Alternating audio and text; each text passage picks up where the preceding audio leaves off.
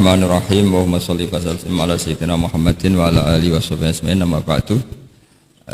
Semoga semua di sini dimaafkan Allah Ta'ala. Karena ganggu wong top. Top cara pangeran, angger mukmin ya top. Begini ya, jadi saya tahu banyak foto-fotonya Mbah Mun ketika sama Ki As'ad. Bapak saya kandung juga pernah di sini ketika Muktamar 84, beberapa keluarga termasuk Ki Ahmad Siddiq karena beliau juga turunan Lasem. Yang jelas kenangan kita dengan Ki As'ad itu banyak, dari bapak, dari guru, kemudian beliau juga ngaji di Stokiri. Saya juga dapat keluarga Stokiri, banyaklah hal-hal. Tapi yang saya pastikan memaklumatkan diri sebagai Ma'had Ali itu entah keangkuhan, entah jujur, tidak tahu. Karena Ali itu maknanya kelas tinggi. Kelas tinggi itu bisa kelas tinggi ilmunya atau kelas tinggi ya macam-macam. Tapi saya beri contoh. Ini ya, Wahid kan masih kecil, tak panggil Wahid saja. Ini tak beri contoh. Ini kitab Minhajut Thalibin. Ini saya belajar tak takriri sampai seperti ini. Ini bisa dilihatin. Hampir di semua kitab saya, kitab-kitab induk, entah itu fikih, entah ihya, entah hikam, itu pasti ada takrirannya. Karena tadi saya sudah komplain sama Pak Khairuddin, keputusan fikih udah ada khilaf itu gak keren gitu saya itu. Karena bawaannya fikih itu khilaf. Saya beri contoh ya. Di sini fikihnya kan diajarkan kan Fathul Wahhab ya. Saya sedikit cerita tentang Fathul Wahhab. Dulu indukan kitab fikih itu namanya Al-Um, ya kan? Dikarang katanya, tapi dikarang oleh Imam Syafi'i. Sebenarnya enggak dikarang, diimlakkan. Ini pakai bahasa Ma'had Ali, kelas tahqiq. Ya, kalau bahasa umum kan kitab dikarang Imam Syafi'i itu salah besar. Karena di situ masih ditulis qala Imamunas Syafi'i. Yang benar itu amla alainas Syafi'i, diimlakkan oleh Imam Syafi'i, ditulis oleh beberapa muridnya. Yang paling masyhur kalau kitab itu Imam Muzani. Sebenarnya di situ ada Imam Buaiti, ada Imam Robi, tapi yang paling telaten itu Imam Muzani. Sehingga kitab itu dinisbatkan pada Imam Muzani.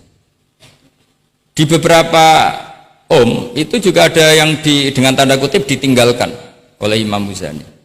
Disebut Infiradul Muzani anis Syafi'i. Kemudian setelah jadi Mukhtasarul Muzani, ini saya tanpa menyiapkan materi loh, karena sebetulnya saya sudah minta Gus Azam hanya ngisi di pengajian umum, karena sudah saya kapok ke sini. Kapoknya itu bukan karena mangkel, tapi nggak ada perkembangan. Nggak ada perkembangan. Jadi hafal Quran itu keharusan seorang faqih, baru hafal 4 aja diceritakan. Memang ini ngawur sekali itu sebetulnya. Memang normalnya seorang faqih memang hafal Quran, nggak boleh hanya berapa? 4. Gak meyakinkan. Nah, Mukhtasarul Muzani itu ada beberapa hal yang beliau beda dengan Imam Syafi'i. Kemudian disarai namanya kitab Nihayatul Matlab fi Dirayatil Madhab oleh Imam Haromen. Saya punya kitabnya dan tak pelajari. Oh, ini maklumat. Bukan niat sombong, ini niat cerita fakta.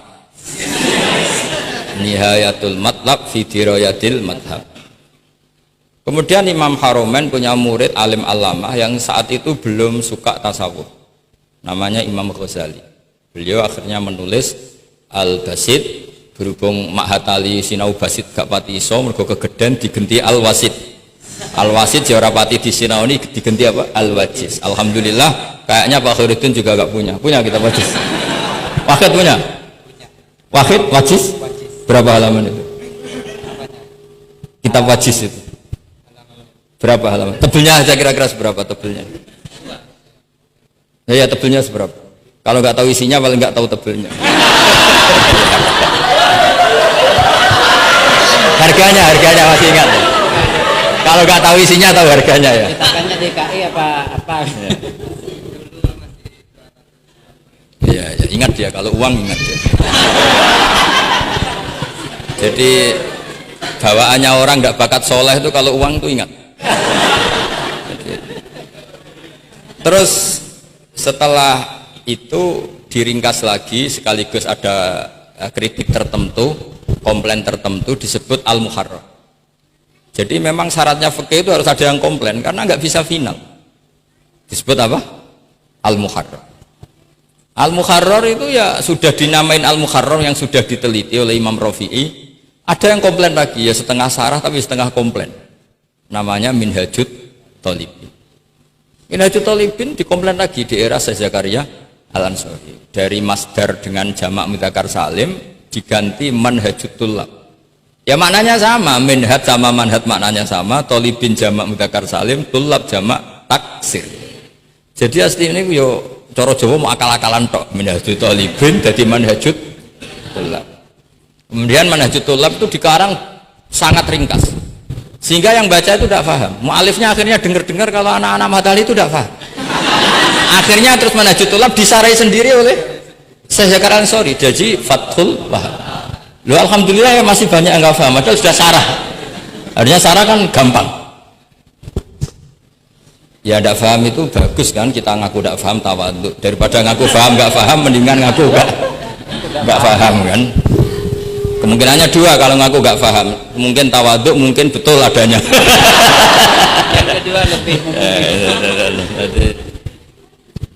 Nah saya cerita sedikit tentang kenapa fikih itu harus ada dan selalu ada khilaf. Karena itu masalah furu'iyah apa? Saya beri contoh, ini kitab Minhajut Thalibin dan saya punya catatannya banyak. Oh sampai gini, sampai sarah-sarahnya punya. Terus catatannya ya banyak. Saya bangun tidur aja bisa, saking seringnya belajar. Dan saya alhamdulillah tidak punya masalah ingatan, jadi kadang banyak guru punya masalah apa? Ingatan. Tapi tidak perlu dianggap harus kemana gitu, ke rumah sakit apa, tidak perlu, nggak ingat gitu. Misalnya saya tak kasih tahu, siapa paling pintar jagomu tak bedaan. Yang namanya sujud misalnya, sujud itu apa coba? Secara lughat, wat'ul jabha alal ardi. Sehingga Imam Rafi'i berpikir sujud itu asal ada wat'ul jabha alal ardi ya sah adanya. Dan beliau mengklaim, ini saksinya Pak Khairuddin ini, wasabe as-sujud wa aqalluhu mubasyaratu ba'di jabati musallahu. Ya.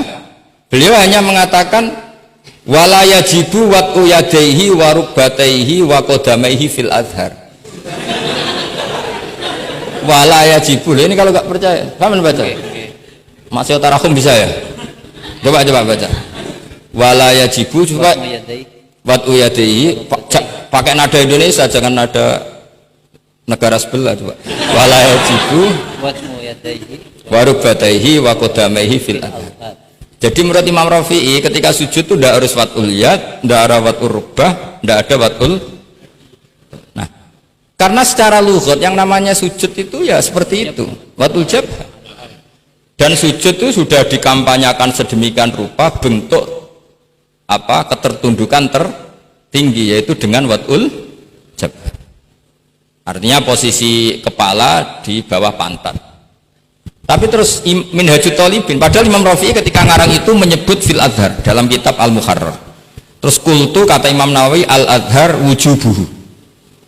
Ya masyhur kan, karena Imam Nawawi berdasar riwayat umirtu an asjuda ala sa'wati al-humin al-jabha wal yaden warubaten wal qadam. Saya baca lagi ya, umirtu an asjuda ala sab'ati al-humin apa al-jabha wal yaden warubaten wal qadamen. Nah andekan Imam Rafi'i ketemu Imam Nawawi, kamu ikut kubu siapa? Nawawi kan? Nah, sekarang oke, berdasar riwayat dan praktek guru-guru kita semuanya seperti itu. Kalau sujud melibatkan 7, oke itu berdasar riwayat dan berdasar perilaku guru-guru kita. Oke, secara sanad kita tidak punya pilihan, pasti seperti itu, ikut guru. Tapi kalau pertanyaannya dibalik, saya ulang, pertanyaannya dibalik, min asbabir riddah itu adalah sujud lisonamin. Kira-kira kalau ada orang sujud hanya wat'ul jabah lisonamin, sudah murtad apa belum? Murtad kan? Enggak, sudah murtad belum? Termasuk murtad kan sujud lisonamin atau li ghairillah. Kira-kira untuk murtad syaratnya melibatkan 7 anggota apa cukup wat'ul jabah?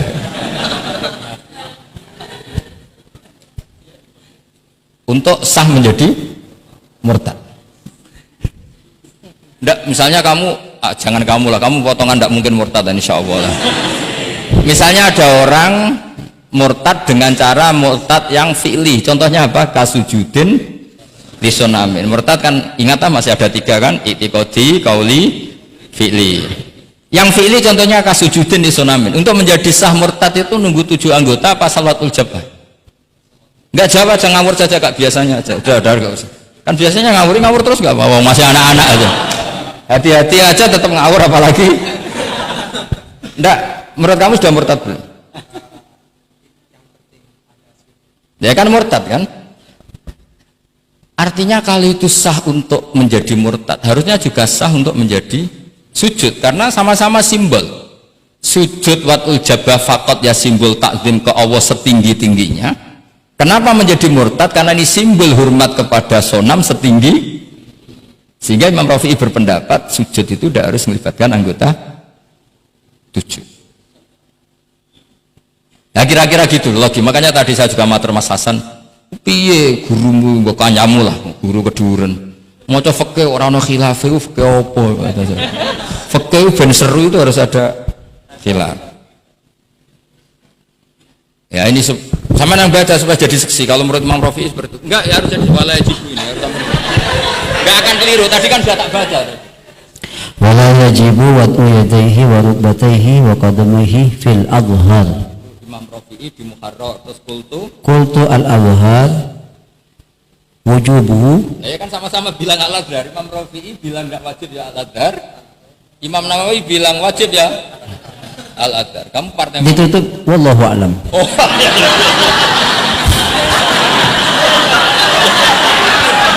Enggak ada Gus. Ada malam. Enggak, wallahu a'lam. Aduh, ini enggak ada penggantinya.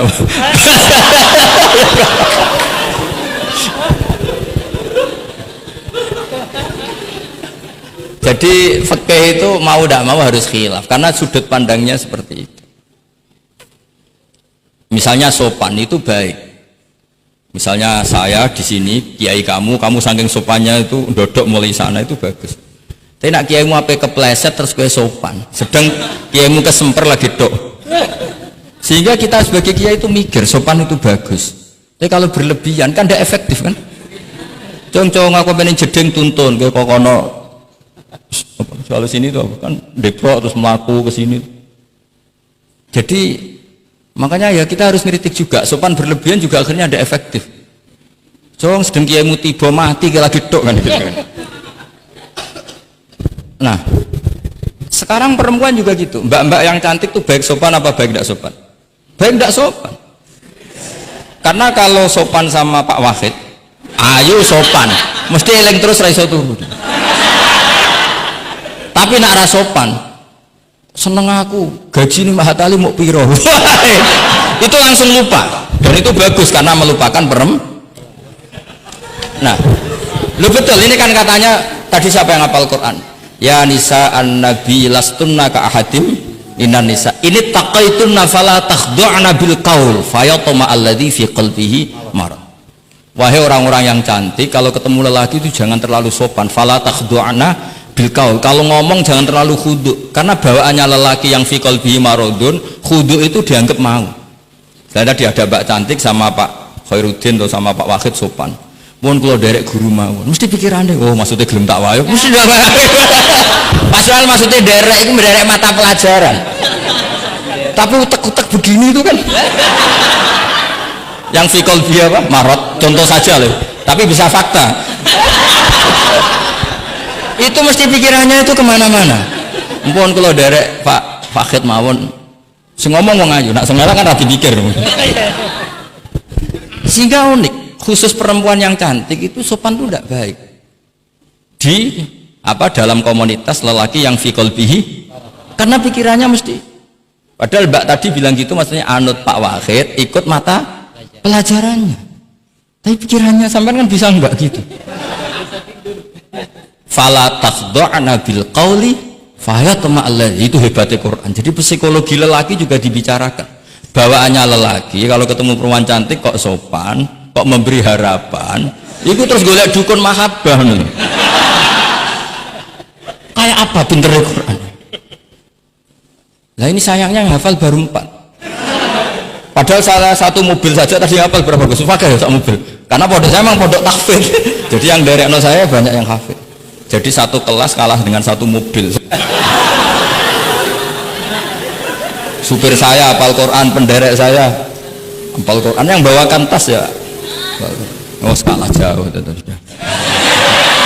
Yang satu kiai tidak hafal Quran. Iya, memang pondok saya pondok tahfidz karena memang pondok tahfidz. Jadi seperti itulah. Masa kamu menyarankan orang tidak sopan? Tidak mungkin kan. Masa kita ngajari santri-santri gak sopan? Tidak mungkin. Tapi kalau kamu ajari sopan, khusus yang cantik, ketemu lelaki yang seperti itu, akibatnya fayat ma'alladzi fi qalbihi marad. Makanya di sarah-sarah atau di tafsir-tafsir sampai ada penjelasan wa yusannu lil ma'rati takhlidu sautiha. Perempuan disunatkan menebalkan suaranya untuk menghilangkan rasa apa? Syahwat lelaki tadi. Terus paling enggak misalnya enggak mau nebalkan ya judes. Misalnya ketemu Pak Wahid, Mbak apa ning ndi? Gak urusanmu. Oh itu mesti langsung lali. Nah, tapi nak jawab badhe napa ngersakno napa nggih kula tak derekno jenengan riyen. Wah bahaya ya. Padahal maksudnya derekno iku ya mata pelajaran, tidak ada hubungannya dengan mau dinikah. Tetap muni naudzubillah lah kalau itu. Nah itu fikih.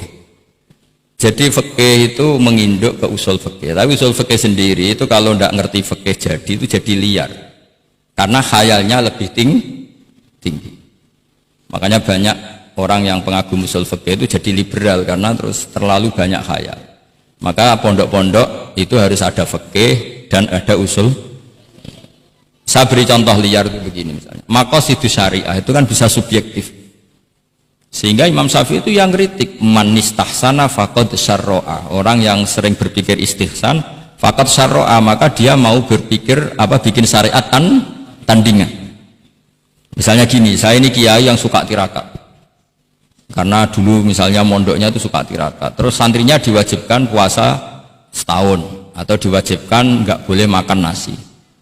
Itu bikin syariat tandingan. Karena apa? Tahrimu malam yahrum, mengharamkan sesuatu yang tidak haram, atau mewajibkan ijabu malam yajib. Itu termasuk kriminal cara Sulam Taufik. Loh iya, bahkan Sulam Taufik mengebabkan itu di bab riddah. Saya ini sudah tak toleransi, temu tak tulis minal kabair, kalau di Sulam Taufik dimasukkan bab riddah karena ijabu malam yajib berarti bikin syariat. Atau tahrimu malam yahrum juga artinya bikin. Tidak tahu guru di sini biasanya tahrimu malam yahrum apa tahrimu malam yuharram. Umumnya bacanya apa? Bisa dua. Ya rodok maju berarti sermayan. Nah, tapi kamu tidak bisa menyalahkan kiai-kiai yang mengharuskan muridnya tirakat karena itu cara untuk kasrus syahwah misalnya, untuk memecah syahwat. Tapi tetap saja nggak boleh mewajibkan karena nanti ada syariat tandingan. Nggak boleh. Syariat ini sudah sempurna, nggak boleh ada syariat baru. Yaitu disebut ijabu malam yajib atau tahrimu malam yahrum. Maka kata Mbah Mun, resikonya jadi kiai ngalim. Mbah Mun sering guyon gitu. Aku kiai ngalim jadi ribet. Apa ngaramno rokok sing darani halal yo akeh. Di halal no cah cilik-cilik rokok. Jadi kiai itu kan lebih tunduk ke konstitusi ilmu. Ribet lah, ribet. Misalnya begini, sama tak bedai. Assalamualaikum ketika salam itu yang wajib salam pertama apa salam kedua? Pertama. Itu wajib niat mufaroqah apa niat menghabisi sholat atau mengakhiri sholat apa enggak perlu niat? Nah mesti ulama berdebat karena ketika Allahu Akbar bisa Allahu Akbar demo, bisa Allahu Akbar niat sholat. Maka untuk membedakan, lo kan bisa aja kan? Demo itu udah harus berontak enggak? Misalnya kamu ngerti perempuan yang kamu cintai, ternyata omongan kayak Pak Guru Khairuddin kan Allahu Akbar guru kok ngono kan gitu kan. Nah untuk membedakan itu, kalau untuk sholat atau untuk takjub diharuskan niat Allahu Akbar. Nah sekarang salam harusnya juga ada pikiran begitu. Ini salam karena ketemu orang, apa salam karena keluar dari sholat. Makanya selalu ada ulama yang berpendapat wajib niatul khurud minas sholat. Karena logikanya kalau Allahu Akbar wajib niat sholat untuk membedakan Allahu Akbar yang wiridan, Allahu Akbar yang takjub, Allahu Akbar yang demo, untuk membedakan itu semua niat. Salam juga gitu, salam mubalek, salam kenalan, salam apa, harusnya pembedanya adalah niatul khurud minas sholat. Makanya saya tadi itu komplain sama Pak Khirudin, itu Fasul Masail Fikih kok ada khilafnya, hebat betul orang itu kata saya itu. Itu yang putih tadi. Oh yang putri itu. Nah, jadi apa? Kaidah-kaidah seperti itu nggak bisa dihindari, khilaf-khilaf seperti itu nggak bisa dihindari. Ini saya baca ya, misalnya contoh-contoh yang itu mulai apa? Mulai salam ya. Jadi pilihan-pilihan itu, misalnya di salam ana jasa anha, terus asani asyar assalam wa aqalu assalamualaikum wal asha jawa qultu al asha al mansur wa annahu la tajibu niyatul khurud. Jadi ada yang bilang tidak wajib, mesti artinya ada yang bilang wajib. Karena nah, jadi nggak ada pilihan. Setelah ada pembanding itu udah ada. Sekarang begini lagi. Ini yang ulama kadang-kadang yang nyuwun sewu, andekan kita ulama itu kadang ra cocok, tapi cocok ra cocok ya harus didengar, ini ngaji. Ulama fikih kadang ya sembrono, tapi kayak muni ngono kualat. Saya ngomong aku wae. Nak darani iktidal, menamai iktidal itu ruknun qasirun ghairu maksud. Julus benas sajdatain atau jalsah itu kan ruknun qasir ghairu. Itu banyak ahli hadis yang komplain, ini ngawur betul fuqaha itu. Wong rukun kok ghairu maksud. Dan mereka berani bilang itu rukun sing ghairu maksud, kusida lil fasli, hanya dimaksudkan untuk pemisah. Itu kan yo mangkelno, wong rukun kok ghairu. Ternyata ulama itu punya niat begini. Setelah dikatakan ruknun qasir, maka jangan ada pesaing. Yaitu ukurannya apa? Julus jalsah benas sajdatain nggak boleh lebih lama ketimbang tasahud akhir. Tasahud awal sunat bu, jangan ngaji ora khatam. Tasahud akhir apa awal? Akhir, berarti sabtu lisan pinter lah, pinter. Iktidal juga ruknun qasirun, maka nggak boleh lamanya menandingi qiyam lil Fatihah. Ya sudah jelas ya. Yang jalsah benas sajdatain nggak boleh menyaingi tasahud akhir, yang iktidal nggak boleh menyaingi qiyam lil Fatihah. Ternyata ulama itu mikir, disaingi itu ya ora enak. Ngene kaya kula saingi Khairuddin ya ora gelem. Ora krana sombong, disaingi itu ndak enak. Kecuali level ya. Kecuali level ya hafal Quran ya 30 juz. Itu Jibril bisa demo ke kamu. Memangnya saya hanya nurunkan ayatul ahkam. Enak saja milik. Memangnya selain ayatul ahkam nggak menarik? Itu kalian semua pasti berhadapan dengan Jibril. Coba Jibril nurunkan semuanya apa hanya ayatul ahkam? Kalau saya ketemu kan aman. Itu pun di sana kadang masih belum lengkap store. Iya bahaya kamu itu. Nah, ketika wajib gak mau disaingin, ini ternyata menginduk ke mazhabnya Abu Bakar As-Siddiq. Di antara sifat Allah paling keren itu la syarikalah. Di mana-mana zat yang top itu gak mau saingan, dan itu normal karena memang gak ada yang setara dengan Allah. Suatu saat Abu Bakar itu pulang. Ini nanti saya cerita fikih banyak. Kamu pasti setelah ini tambah pinter, tak jamin ya. Bukan barokahnya saya lah, barokahnya Mbah Mun, barokahnya Mbah As'ad gitu. Tapi kena rasa sombong yang termasuk barokahku lah gitu ya. Kamu tidak sombong, tapi sombong juga gak apa-apa. Wis biasa salah, orang salah sombong salah liane. Abu Bakar pulang, di situ itu istrinya menyediakan beberapa makanan untuk sahur. Itu marah besar. Apa kamu mau menandingi Ramadan sehingga puasa sunat aja persiapannya seperti ini? Bahkan sebagian riwayat itu beliau memukuli kidrun, jadi itunya ada yang dirusak lah kira-kira gitu. Ini dengerin betul, nanti akibatnya di fikih. Makanya di fikih apa? Sholat fardu itu nggak mau kesaingan. Sholat fardu wajib qiyam liqadirin. Nggak boleh sholat sunat bersyarat begitu. harus sah qu'ud meskipun ma'al kudroh, karena fardu itu gak mau kesaingan. Jadi fardu ya rada egois kira-kira gitu. Nah, mesti sama lagi krungu iki gitu. Maksudnya sering roh hukumnya tapi baru tahu logika ini. Loh aku rasa udon soal yakin. Soal yakin. Karena fardu itu nggak mau. Puasa fardu wajib tabyitun niat. Nginep non niat mulai malam. Puasa sunat tidak.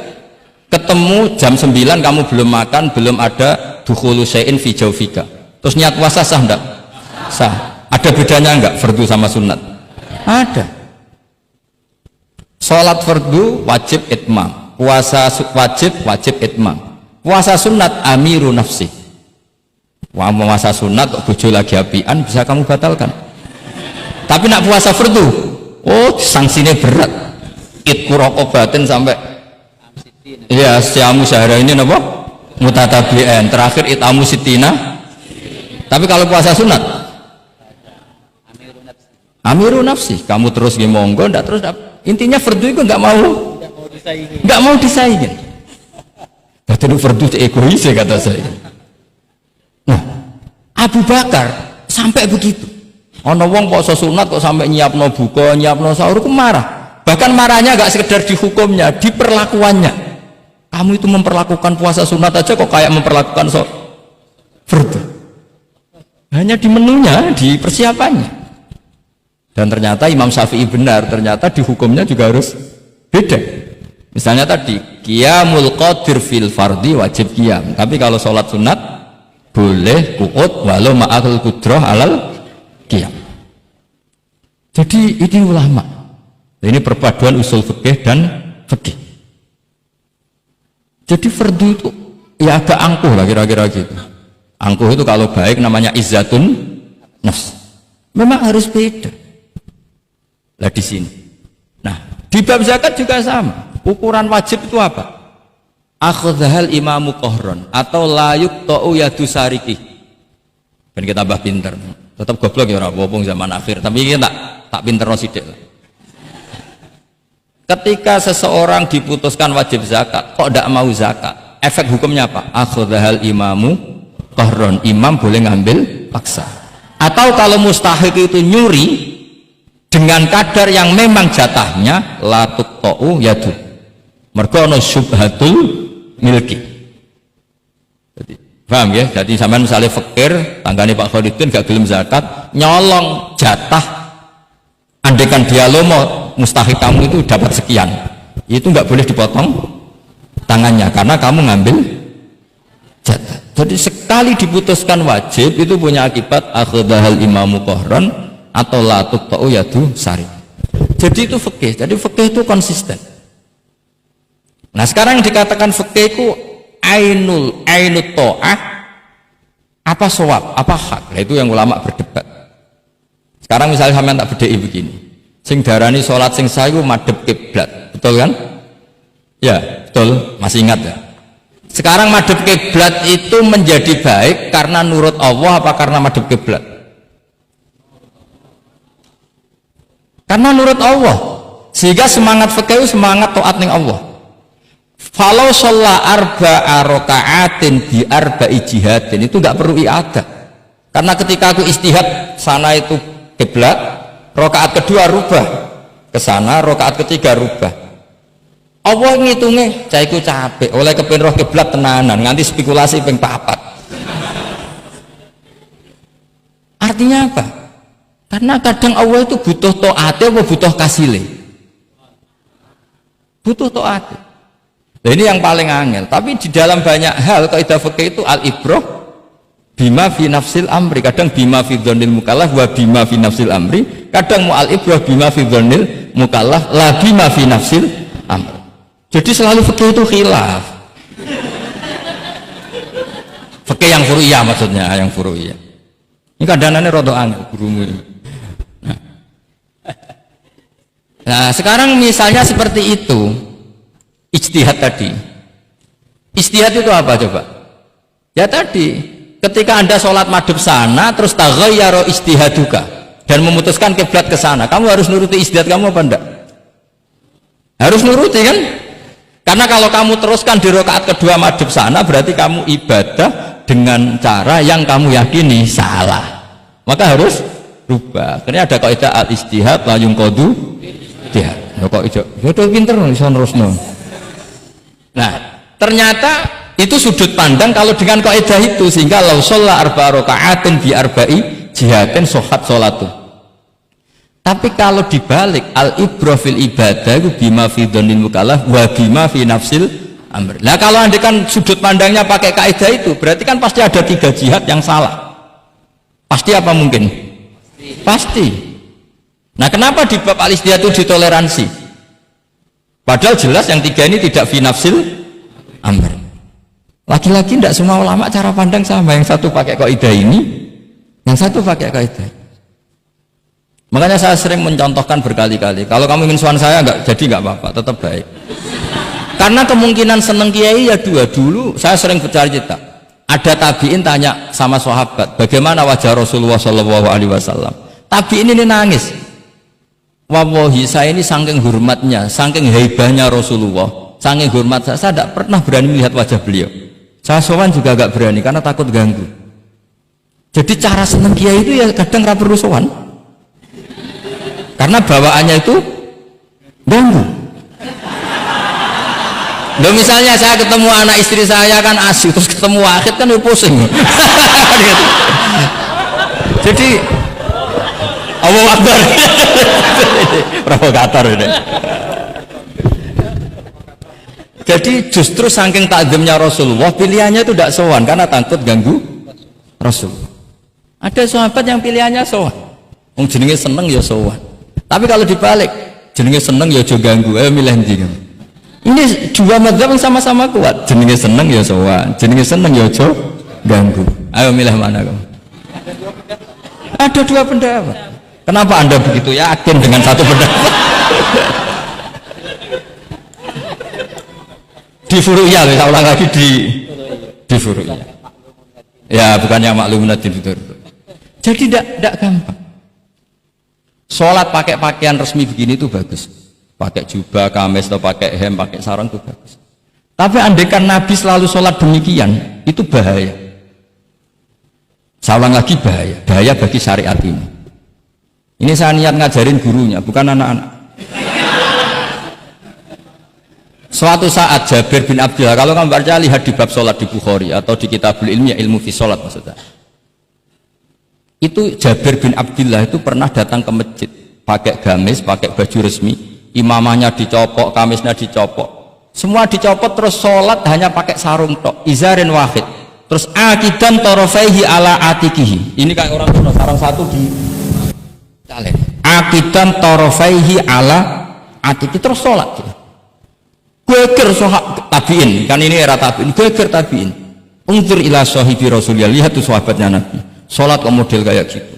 Ketika Pak Khairuddin sudah sholat dengan segala penampilan, jubahan, terus pakai imamah, dehem dari belakang, orang minggir semua, sudah top lah pokoknya, sudah top pokoknya. Ini sahabatnya Nabi. Terus ketika sahabat mulai, dan Yun Sewu, beliau ngendikannya agak kasar. Saya melakukan ini, saya cek nanti di Bukhari. Kalau ada Bukhari juz 1 ambilkan, nanti bacakan. Apa cukup nanti tanya gurunya? Tanya saja nanti ya. Kalau 5 menit menemukan berarti dia sudah paham. Kalau ngasih waktu 1 hari masih cari-cari berarti. Ukurannya gampang. Kalau saya setengah menit langsung ketemu. Nah, nanti ya cukup gurunya ya, nanti kasihkan. Kalau bilang besok berarti belum tahu. Tapi kalau 5 menit kok ketemu ya sudah lumayan ya. Kata Jabir bin Abdullah, saya melakukan ini liyaroni al-ahmak misluk. Keras sekali, saya melakukan ini supaya orang ahmak kayak kamu itu tahu. Ahmak itu terjemahnya nggak usah diterjemah. Ya pelai jahil atau teman akrabnya apa? Jahil yang agak kebablasan itu namanya apa? Ahmak. Jahil yang ya sudah seperti itu. Ternyata itu berkahnya Masya Allah sampai sekarang. Beliau terus ngendikan, ra'aitu Rasulullah sallallahu alaihi wasallam yusolli hakadza, akidan tarafai izari ala atiki.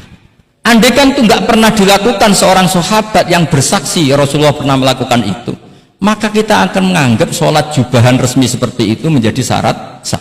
Pakai hem seperti ini resmi menjadi syarat sah. Barokahnya itu diketahui, oh yang paling pokok itu satrul aurah, yaitu mabena surah warubah. Jadi tidak konsisten itu kadang penting untuk menjaga varian hukum. Loh, Nabi itu nggak pernah terawih. Andaikan Nabi terawih terus, maka akan dikira terawih itu wajib. Nah, barokahnya nggak pernah terawih, itu kamu bisa nggak terawih kan? Gitu. Maksudnya ya boleh nggak terawih. Nah, kalau nanti pengurus mewajibkan, carikan takbir sulam taufik ijabul malam. Bisa masalah besar itu. Nggak ada. Ini cerita ilmu, nggak cerita perilaku. Nggak. Ini cerita ilmu, nggak cerita apa? Perilaku. Jelas kan? Jadi kadang seperti itu penting. Contoh lagi, dan ini sering saya utarakan. Ketika Nabi Fathu Mekkah, tofa ashabu jami'an, itu musyatan. Semua ketika tawaf itu jalan kaki. Tapi Nabi ku unik. Tofa Rasulullah wahdah rokiban. Nabi tawaf itu pakai kendaraan unta. Yang lainnya musyatan, semuanya masin, jalan kaki. Tapi Nabi malah tofa rokiban. Padahal jelas kaidahnya al ajru bi qadrit tab. Tapi andaikan Nabi kok tofa masyian, maka kita tidak tahu caranya tawaf, tidak tahu hukumnya. Atau paling nggak nganggep bahwa syarat sahnya tawaf harus jalan. Tapi barokahnya Nabi tofa rokiban, akhirnya ada hukum, ternyata syarat sahnya tawaf tidak harus jalan, tapi boleh berkendara. Akhirnya kita tahu orang sepuh sedikit sholat tawaf pakai kursi roda, pakai macam-macam. Jadi semuanya itu berkah, perbedaan itu berkah. Tapi yang baca harus orang alim. Kalau orang yang fikal bi marot ya, piye Nabi karep wong ya kon mlaku enak-enakan numpak. Ya ribet nek kena wong sing fikal bi maradun fazatahum wa marad. Jadi ribet ini ustadz satu ini ribet. Ya subuh kesiangan. Ini contohnya kok kayak perilakunya. Ini kayak Hasan contohnya kayak perilakunya. Sholat itu ada waktunya. Sekali waktunya habis, normalnya sudah tidak wajib, ya enggak? Kamu mau sekolah, selesainya jam 12, kamu bangun setengah 1, harus sekolah apa tidak usah?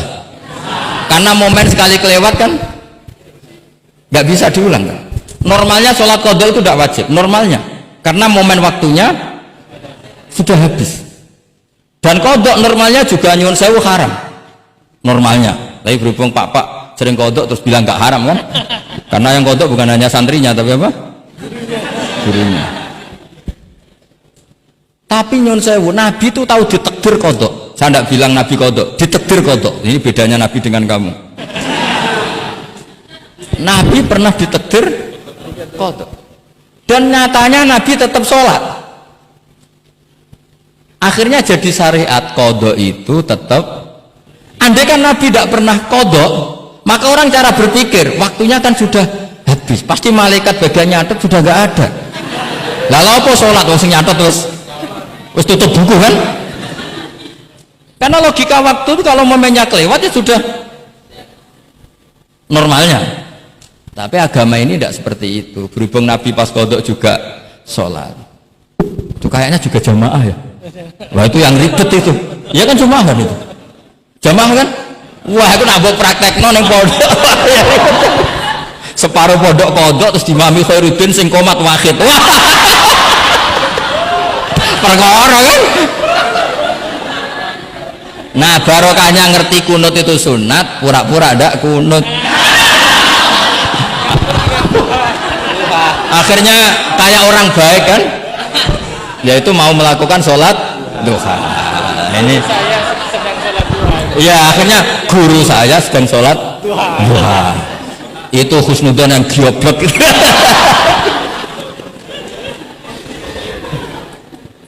Jadi lah itulah yang jadi analisis usul fikih. Jadi semuanya itu ada analisisnya. Saya ulang lagi, semuanya itu ada. Yang jelas itu diantara pantangan Islam itu ijabu malam yajib dan tahrimu malam yahrum. Karena manis tahsana faqad syarra'a.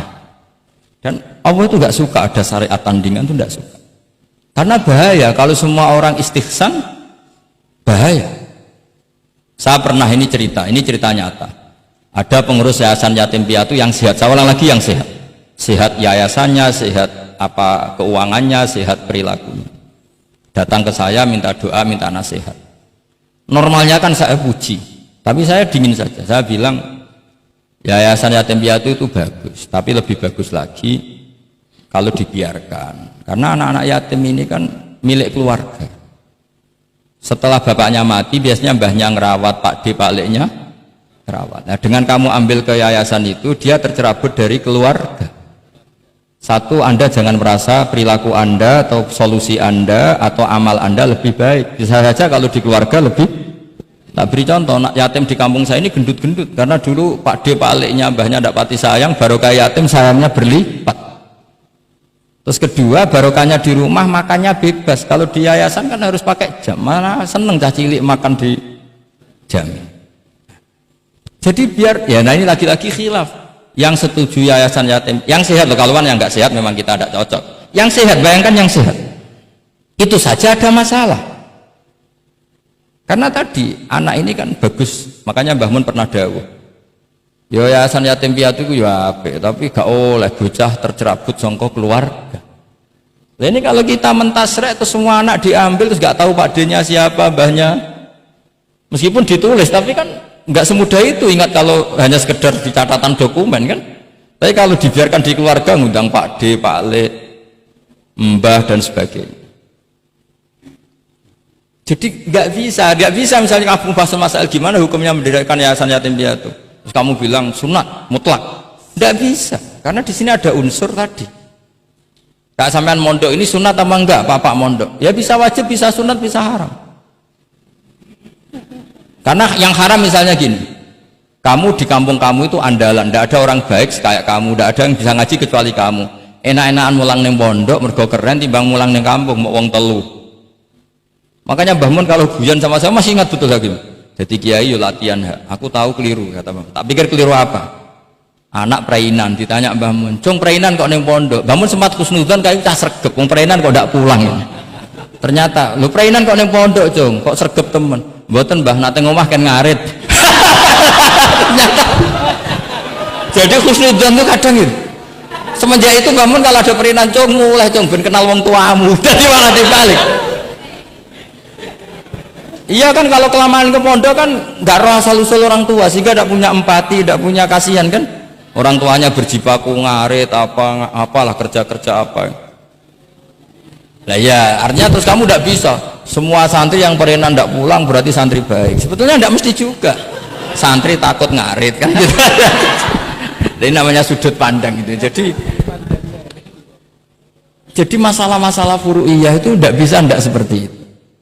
Nah, sehingga kita tahu di kitab Mahali atau di kitab beberapa kitab fikih mesti kaul awal, kaul sani, kaul salis dan sebagainya. Karena ini masalah sudut pandang. Terima kasih. Jangan lupa like, share, komen, dan subscribe agar channel ini semakin berkembang dan bermanfaat. Terima kasih.